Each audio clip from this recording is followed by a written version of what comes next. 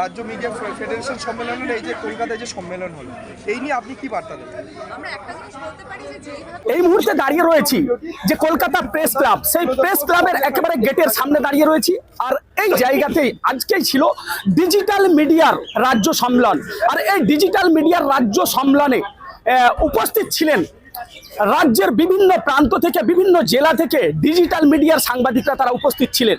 আর আজকের এই ডিজিটাল মিডিয়ার সাংবাদিকদের উৎসাহ ছিল চোখে পড়ার মতো। আর এই ডিজিটাল মিডিয়ার রাজ্য সম্মেলনে উপস্থিত ছিলেন একাধিক নেতৃত্ব, যেমন উপস্থিত ছিলেন তৃণমূলের মুখপাত্র কুণাল ঘোষ, উপস্থিত ছিলেন দেবাংশু, উপস্থিত ছিলেন রাজ্যের তৃণমূল কংগ্রেসের মুখপাত্র উপাসনা চৌধুরী।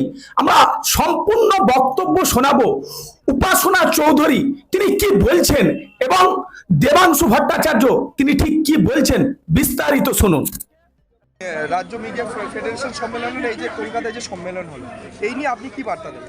আমরা একটা জিনিস বলতে পারি যে যেইভাবে ইয়েলো জার্নালিজম গড়ে গেছিল তার সাথে যদি বাস্তবে কেউ লড়াই করে সেটা কিন্তু আপনারা প্রত্যেকটা চ্যানেল এখানে উপস্থিত হয়েছে, আপনারা প্রত্যেকে। তাই জন্য কিন্তু আপনাদেরকে সমর্থন করার জন্যই আমরা প্রত্যেকে এখানে উপস্থিত হয়েছি। অর্থাৎ প্রেস ক্লাবে যে ভিড়টা দেখছেন এখানে যে তারারা উপস্থিত হয়েছে দাঁড়িয়ে, সেটা কিন্তু আপনাদের জন্যই, আপনাদেরকে এক ধাপ এগিয়ে নিয়ে যাওয়ার জন্যই আমরা প্রত্যেকে উপস্থিত হয়েছি। এবং বাস্তব কথা বলতে গেলে শুধুমাত্র আপনাদের বিষয় নয়, যেইভাবে ইয়েলো জার্নালিজম এক ধাপ করে বেড়ে চলেছে সেখানে কি হচ্ছে জানেন, সেখানে একটা জিনিসই হচ্ছে যে এই জিনিসটা যদি বেড়ে চলে তাহলে কিন্তু সত্যিটা কোনো কেন্দ্রীয় বিষয় লুকিয়ে যাবে। আর আমরা প্রত্যেকেই জানি মিথ্যে কিন্তু হেঁটে হেঁটে আমাদের কাছে অব্দি আসে, সত্যি কিন্তু আমাদেরকেই খুঁজে বের করে নিয়ে আসতে হয়, তাই তো?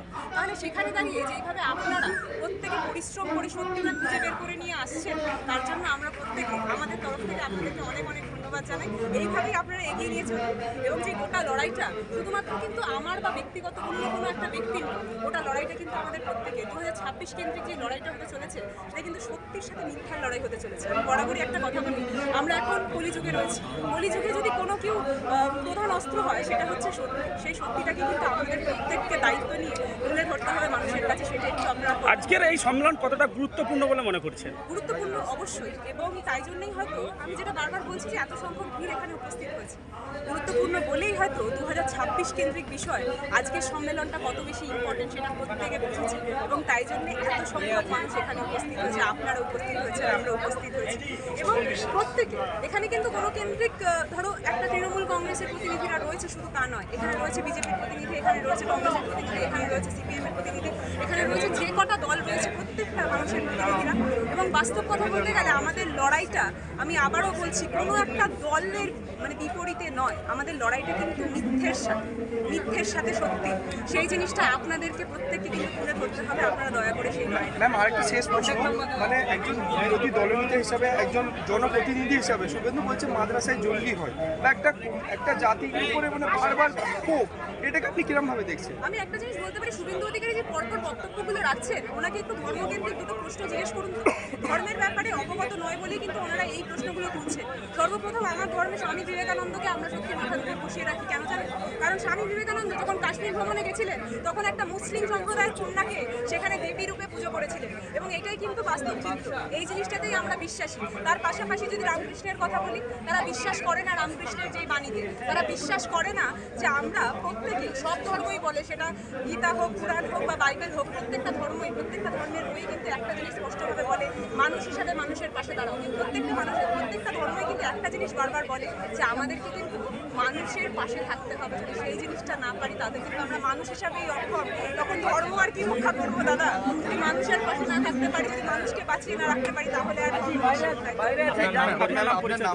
আমার নাম উপাসনা চৌধুরী, আইটি এবং সোশ্যাল মিডিয়া সেলের রাজ্যের সাধারণ সম্পাদিকা। Thank you ma'am. আমি সকলকে বলছি, অভিনন্দন জানাচ্ছি, শুভেচ্ছা জানাচ্ছি। আপনাদের এই প্রথম যে আপনারা প্রত্যেকে একত্রিত হয়েছেন সেই জায়গায়, দেখুন বক্তব্য বিশেষ করে রাখার জায়গায় কথা বলি। প্রথম কথা হচ্ছে, অনেকেই বক্তব্যের সময় আমি শুনছিলাম বসে বসে অনেকেই বলছিলেন যে আমরা আপনাদের পাশে আছি, কিন্তু এই কথাটা আমরা বলতে চাই না। কেন বলতে চাই না? কারণ আমরা বিশ্বাস করি এবং আমরা চাই ডিজিটাল মিডিয়া এমন জায়গাতে পৌঁছো যেখানে কোনো রাজনৈতিক দলেরই তাদের পাশে দাঁড়ানোর জন্য প্রয়োজন না পড়ে। আমরা সেই জায়গাটায় যেন পৌঁছতে পারি, সেই কামনা করি। আর দ্বিতীয় কথা বলি, আমার মনে হয় কোনো একটা জায়গায় আপনারা যখন নিজেরা মিলে একটা সংগঠন তৈরি করেছেন, এই সংগঠনের সমস্ত প্রকারের ডিজিটাল মিডিয়ায় যারা যুক্ত তারা প্রত্যেকে আছেন, আপনারা নিজেদের মতো করে খবর করছেন। আমার আপনাদের কাছে অনুরোধ, একটা ফাইন লাইন আপনারা ড্র করুন। সেই ফাইন লাইনটা হচ্ছে কারা সত্যি ডিজিটাল মিডিয়া আর কারা সত্যি ইন্ডিভিজুয়াল কন্টেন্ট ক্রিয়েটার। এই দুটো কিন্তু এক জিনিস হতে পারে না।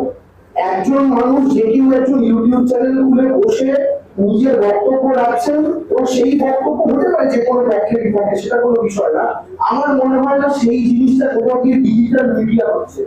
ডিজিটাল মিডিয়া আপনারা আমাদের চেয়ে অনেক বেশি ভালো বোঝেন, আমরা আলাদা করে বলার দরকার নেই। কিন্তু আপনারা যখন একটা সংগঠন তৈরি করেছেন, আপনারা দয়া করে নিজেদের মধ্যে একটা চেকস এন্ড ব্যালেন্স রাখুন।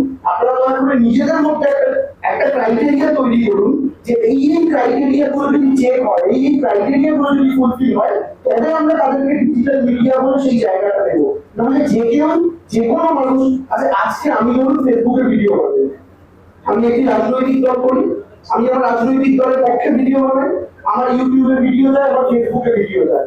আমি কন্টেন্ট ক্রিয়েটার, আমি ডিজিটাল মিডিয়া, আমি অবশ্যই কন্টেন্ট ক্রিয়েটার, ব্যক্তিগতভাবে কন্টেন্ট ক্রিয়েটার। কিন্তু ধরুন কোন একটা রাজনৈতিক দলের ব্যক্তি, তিনি একটা ইউটিউব চ্যানেল খুলছেন, খুলে ইউটিউব চ্যানেলটা খুলে তেরে গালাগালি করছে, বন্ধ করে দিচ্ছে। আমাকে বলতে পারেন, পার্টি একেও বলতে পারেন, পার্টি বিকেও বলতে পারেন, পার্টি সিকেও বলতে পারেন, কিন্তু সেটা কিন্তু individual content creation, not digital media.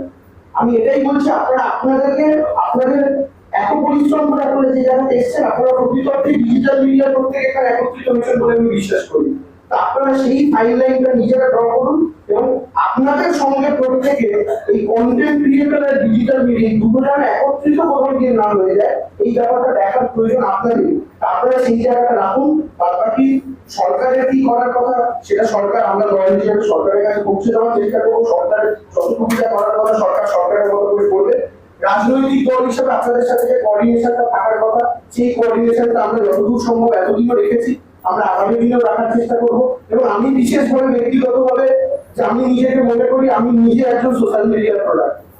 Social media থেকে আমি রাজনীতির ময়দানে এসেছি এবং আমি সোশ্যাল মিডিয়াকে 100% ব্যবহার করার চেষ্টা করেছি আমার রাজনীতির ক্ষেত্রে। ফলে আমি বুঝতে পারি এই সোশ্যাল মিডিয়ার প্রয়োজনীয়তা আজকের দিনে কতটা, কি ভীষণ প্রয়োজন।